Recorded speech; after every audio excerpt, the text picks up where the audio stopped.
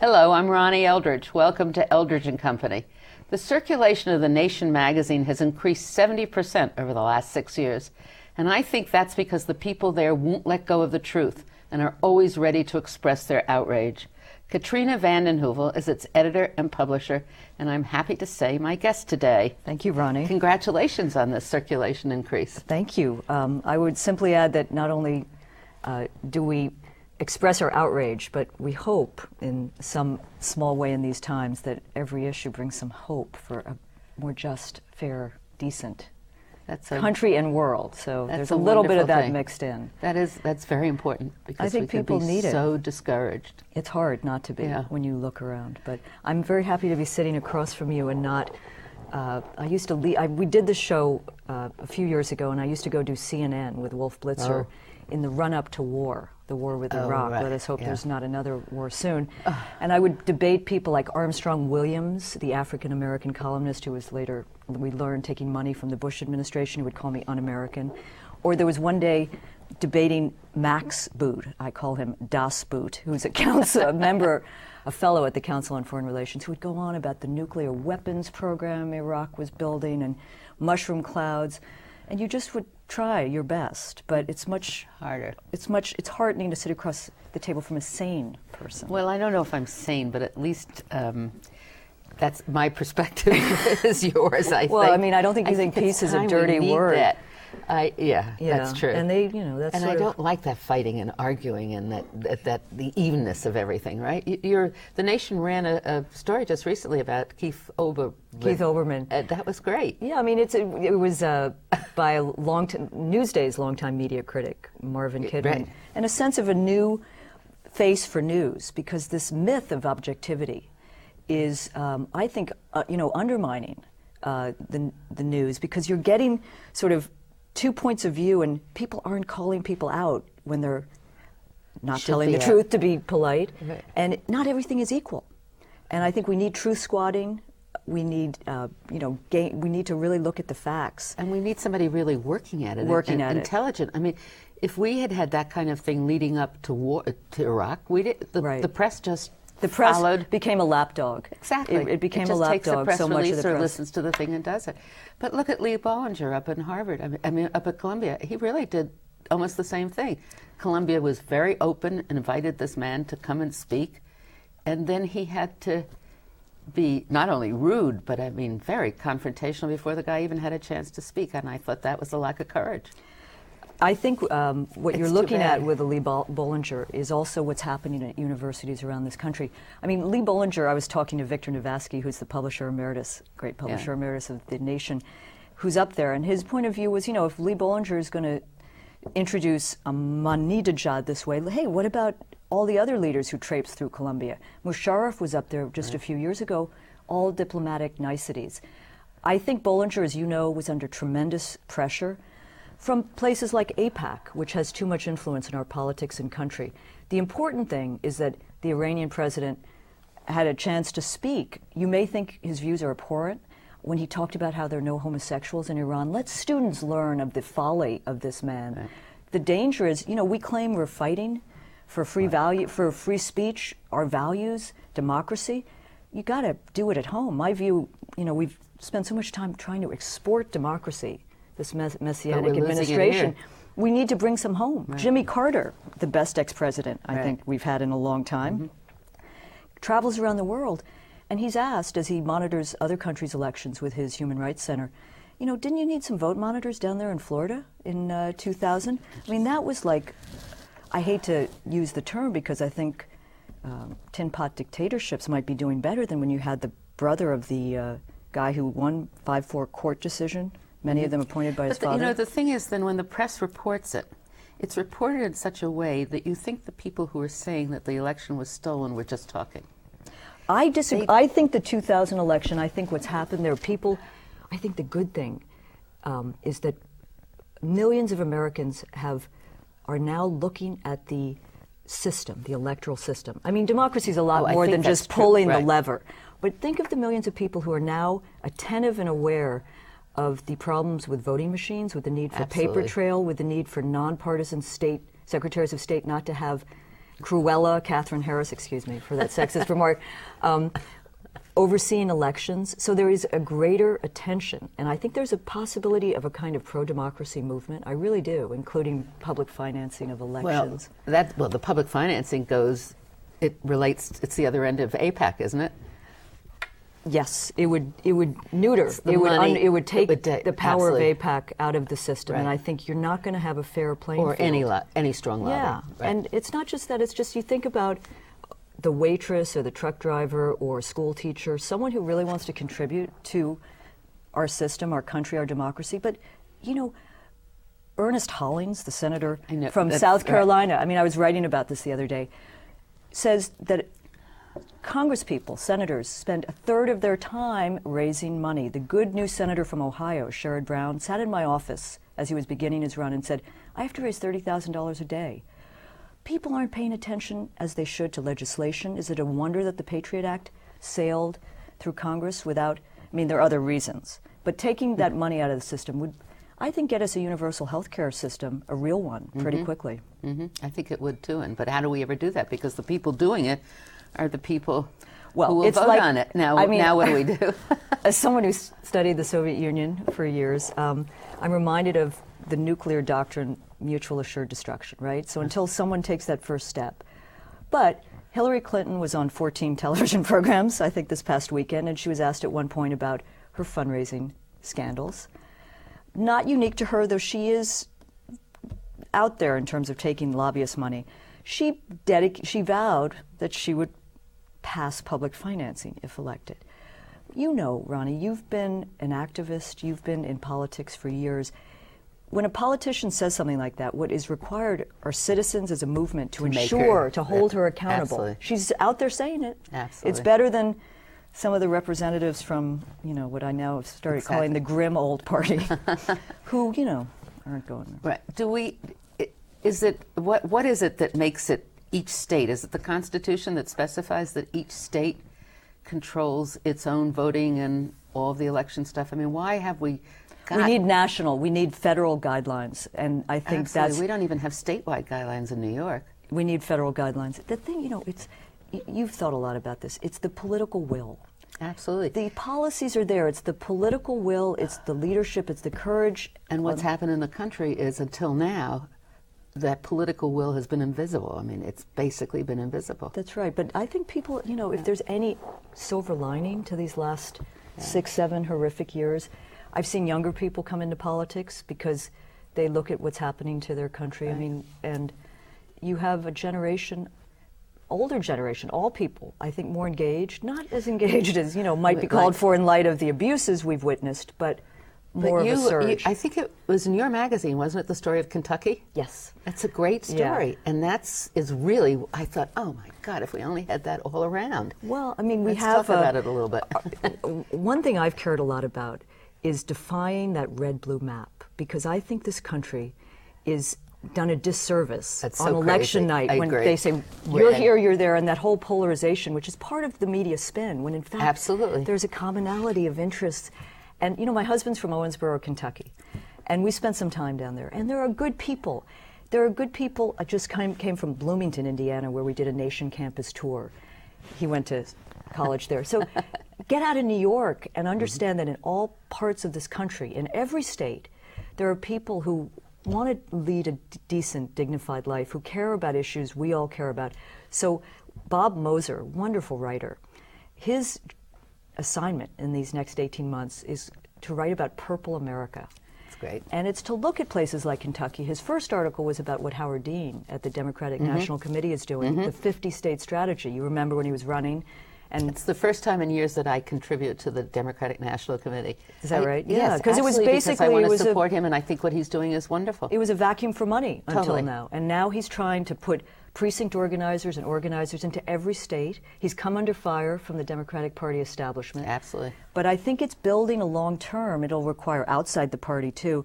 But Bob's a wonderful writer from North Carolina, has a real feel for people and how people are leading and living their lives, which I think is so important. So, yeah. Well, the story in the magazine about Kentucky is the group that's really anti-Mitch McConnell, the last scene, he's like hunkered right. down in his black town car. Very good. Ferried out of right. car. But that it's all connected, because there's a lack of speaking up, there's a lack of courage. There's certainly a lack of courage on the part of our elected officials. Yes, but there is courage among people in places like Kentucky, right? Which, I mean, I hate to say it, if you went out in the street in New York, a lot of people are programmed to think, Kentucky?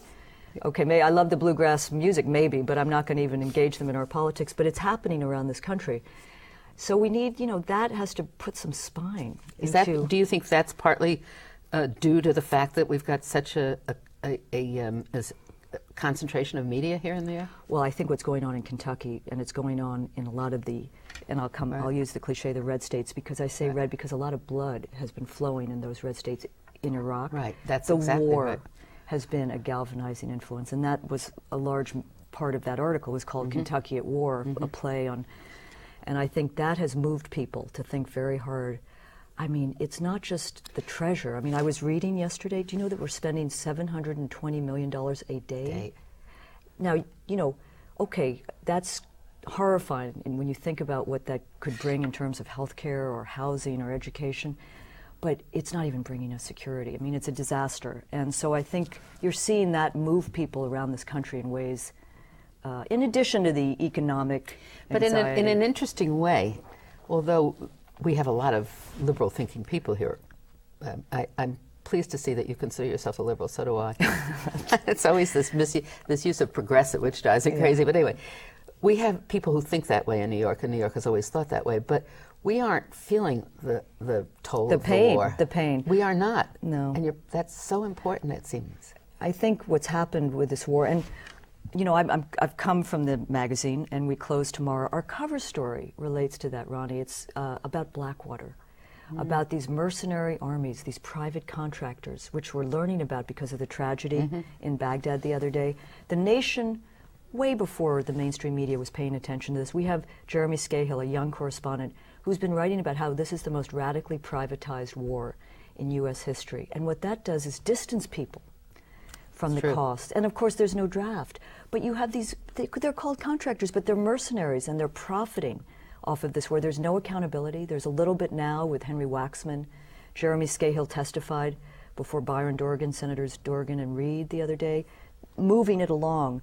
But as is the case with the nation on so many issues, we don't think it's going to move as far as it should. I think there'll be more accountability, but to delink war from corporate profit making, has to happen. And there is a good congressman who doesn't get a fair shake in our media, Dennis Kucinich. He's running for president, good man, who really is on the right side of almost, I can't think of an issue, but that's where I think our media does a disservice too, because it's kind of so focused on the leaders, the money. It has to put the tension, and it has to have, it makes it like a fighter, a horse race, the horse race. Right? Yeah. It's terrible, and it's undignified, and it just lowers the whole tone of everything.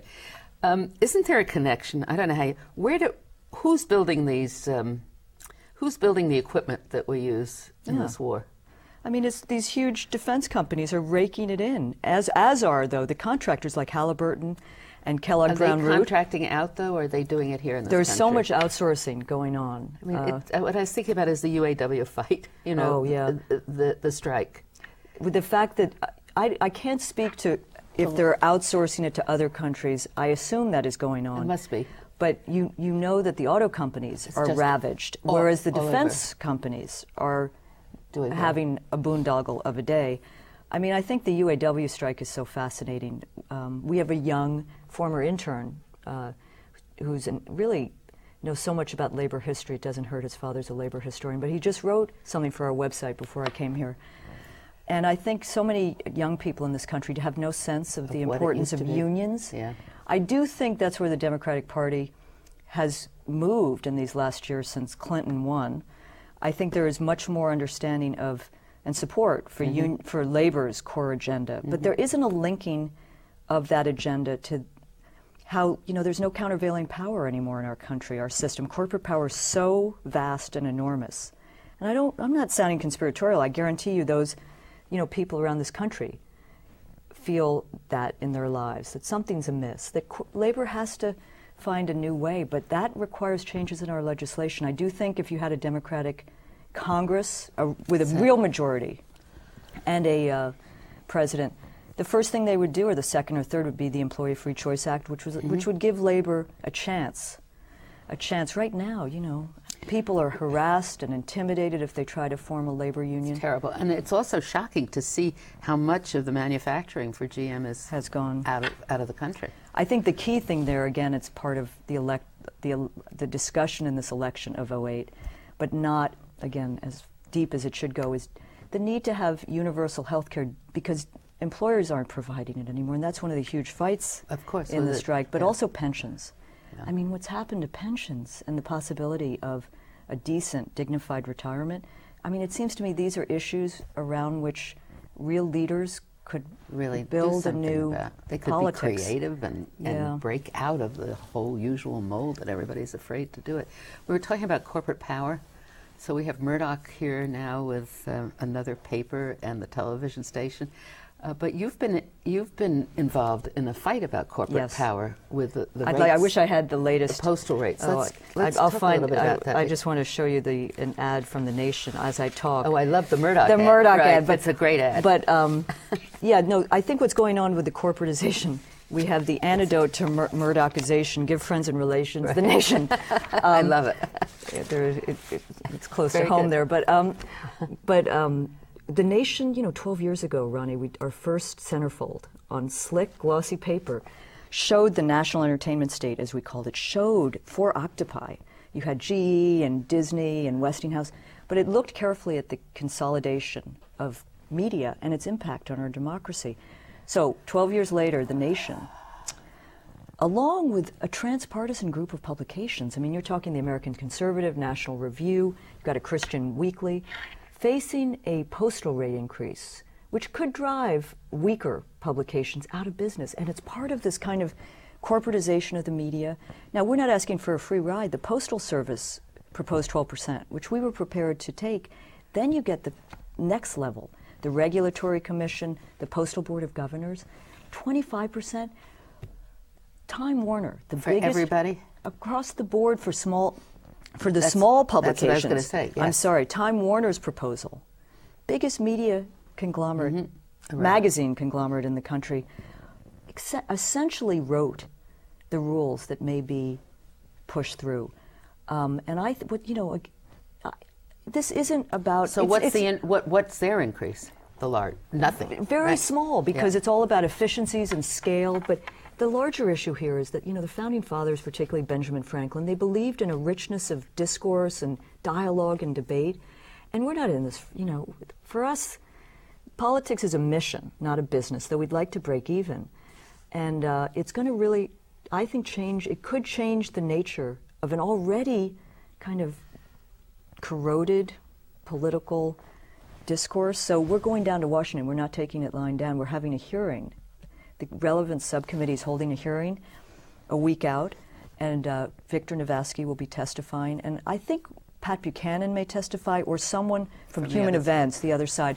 And the hope is, again, not to get a free ride, but to have the possibility of continuing these publications. So what is it? They've made a formula that the larger publications come out at they have the ability. Rate. Yeah, they have the ability because of the scale. Right. To bundle and to do all these kinds of gimmicks, which allow them to come in way under what the postal rate hikes will mean for a place like The Nation, because 200,000 we're ecstatic about the growth. So it's making a mall out of magazine. It's again, you know what it's doing? It's taking all the little independent stores and replacing them with the big ones. Yeah. And it's treating information and ideas like with no respect. But that's what's happened in our media system. I mean. Right. The idea of public interest journalism is so lost as a real principle, except with, they're outlets, but it's, the problem. I mean, that line between news and entertainment has forever been obliterated. Yeah. More people knew about Anna Nicole Smith than, for example. Of course, right. So I think we're fighting it. We're going to survive. We will survive. But it's part and parcel of a larger media. Again, I'm hopeful.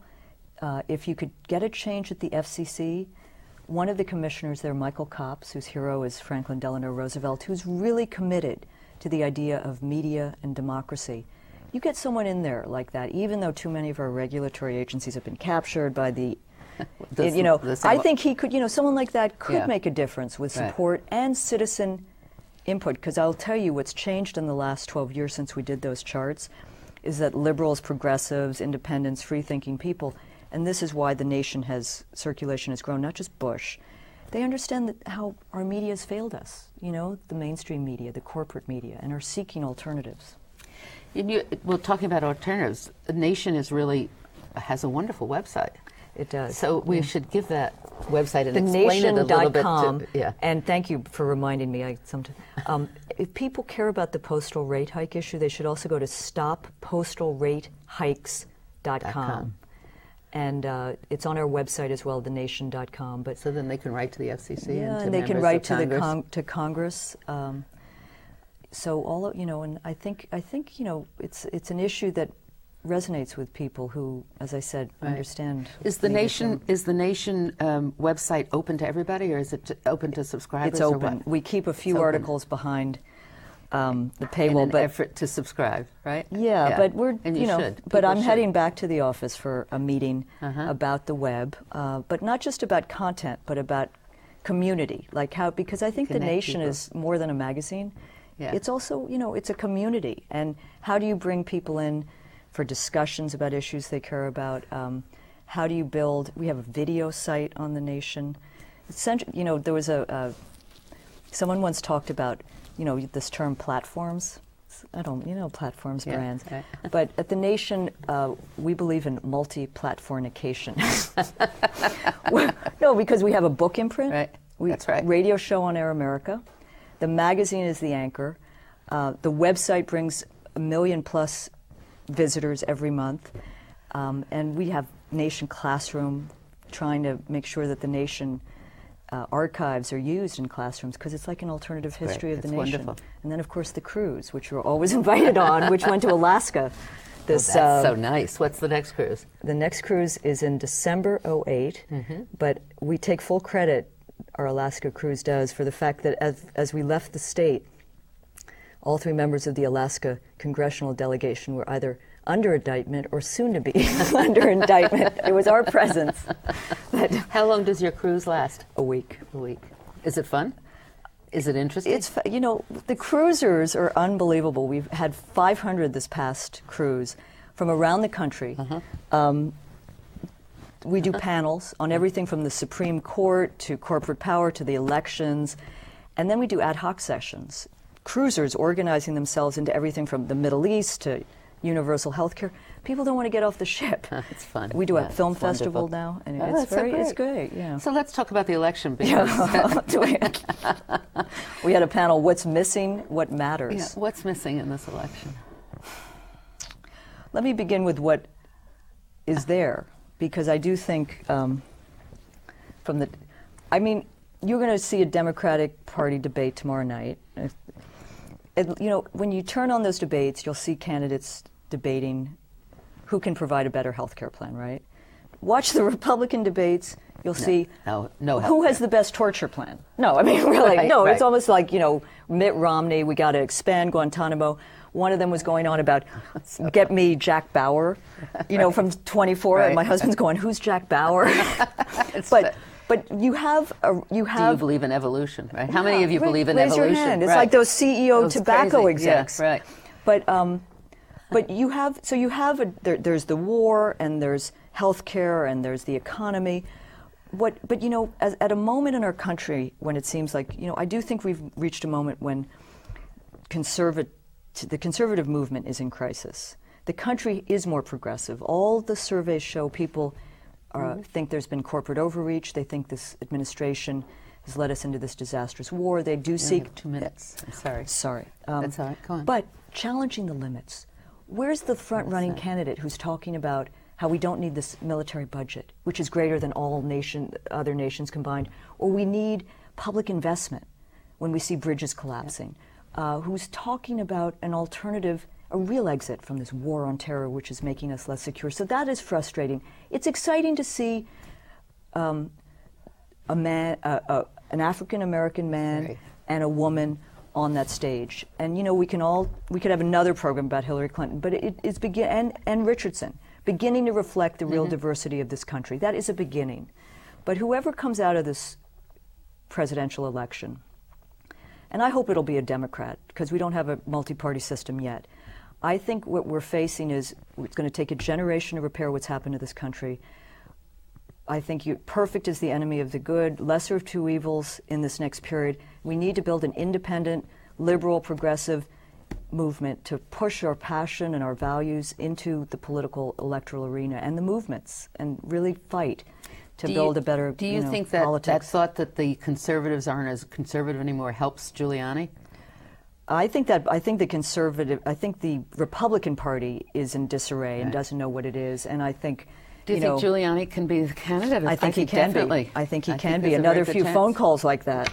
I was going to get my cell phone out here, Ronnie, and pretend my husband was calling to tell me he loved me. It's so weird. It is. It's so weird, but they seem a little all loony. But you know, and it doesn't seem to ever rub up. I don't know. I mean, with all the attention to what Rudy Giuliani has done, failed to do in terms of security, it may not. You know, there will be tipping points in this election. We hope, but we can't count on it. So no, and the media generally. We didn't talk about the internet. I think there's room there for more truth squatting. Well, you'll have to come back again. I'd like to. All right?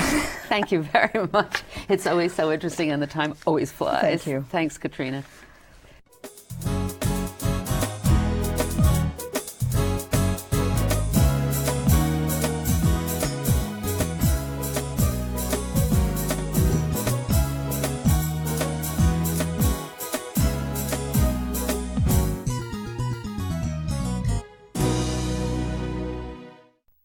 If there are any people you'd like to hear and topics you'd like us to explore, please let me know. You can write to me at CUNY TV, 365 Fifth Avenue, New York, New York, 10016, or you can go to the website at cuny.tv and click on Contact Us. I look forward to hearing from you.